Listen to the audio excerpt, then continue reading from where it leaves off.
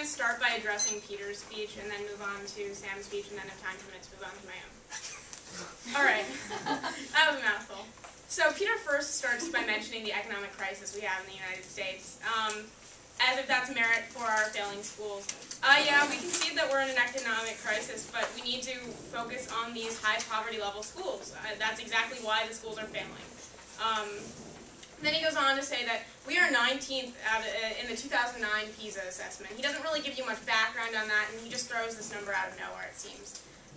As my partner Christine had mentioned, if you count for the low poverty level schools, we're actually first in a lot of these PISA exams. We're first in math, and we're first in reading, and I think we're first in science. You can ask Christine later, not ask, but she'll tell you later in her rebuttal section. So we're actually not as bad as they talked about in these low poverty schools.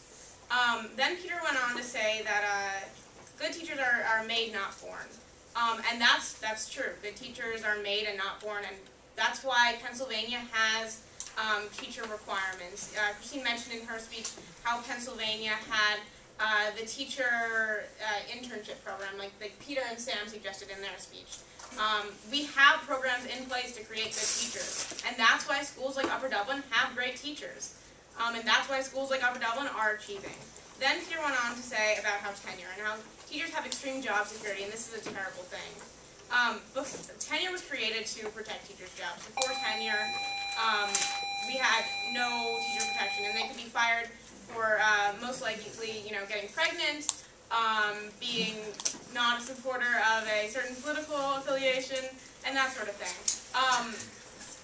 So essentially, without tenure, the position of teaching would be far less attractive, and we'd see less teachers enter the position of teaching. Tenure is good for teachers, and that is what attracts good teachers. Then Peter went on to say about how the current teachers are failing.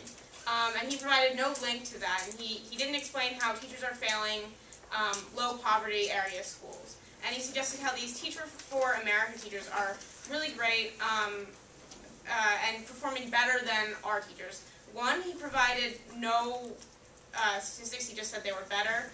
He didn't say who he was evaluating against, because, yeah, I agree, these Teach for America students are better than some of the teachers that are teaching in these high poverty area school districts. But they're not better than the teachers that have been trained, have gone through an internship program, and those sort of things. So he needs to give evidence for that to hold true. Then Sam went on to say in his speech about the 6.2 million dropouts, and how they're not getting enough education. And again, this accounts for the high poverty areas.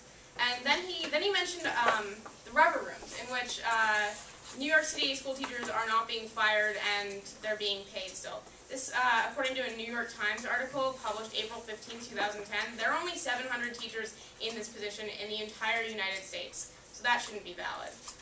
Then he said that money is not the answer. When you're talking about funding schools, money normally is the answer, and we need to fund these high poverty area schools. Then he goes on to talk about tenure.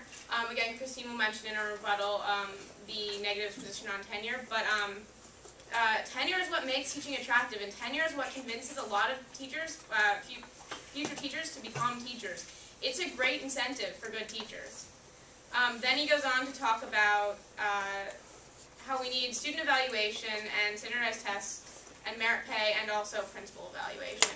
First and foremost, we've got evaluation, and he suggested we literally fail these teachers, we fire these teachers.